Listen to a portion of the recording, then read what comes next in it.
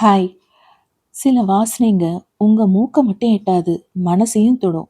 அப்படிதான் நம்ம ஸ்லோச்சி பாட்டியோட ரசமும். எப்போ கோல்ட் பிடிச்சாலும் இல்ல இன்டைஜஷன் வந்தாலும் எங்க அம்மா அதான் உங்க ஸ்லோச்சி பாட்டி எடுக்கிற ஒரே ஆயுதம் ரசம். சமையல்லையே ஈஸியானது ரசம் தானாலும் அதோட சுவை கெடாம வைக்கிறது பெரிய விஷயம். எங்க அம்மாவோட ரசப்பொடி இல்லாம எனக்கு ரசம் வைக்க தெரியாது. ஏன்னா அதை யூஸ் பண்ணாதான் அவ்வளோ பர்ஃபெக்ட் டேஸ்ட் கிடைக்கும் எனக்கு. ஒவ்வொரு முறையும் எங்கேயாச்சும் ஊருக்கு போயிட்டு வந்தா ஹோம் சிக் ஆயிடும்.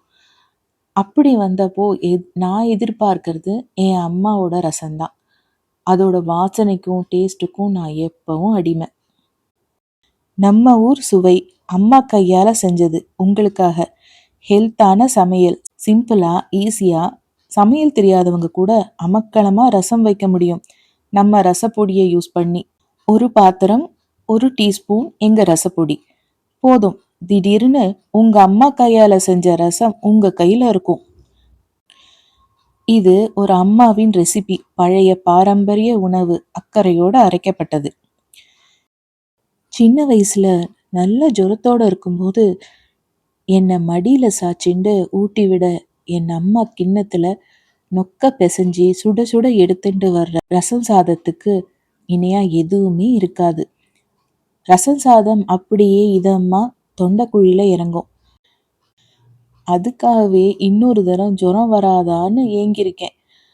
அம்மா அன்பும் அவ கையால செஞ்ச ரசத்துக்காகவும் தான் இத்தனை இதுவும்.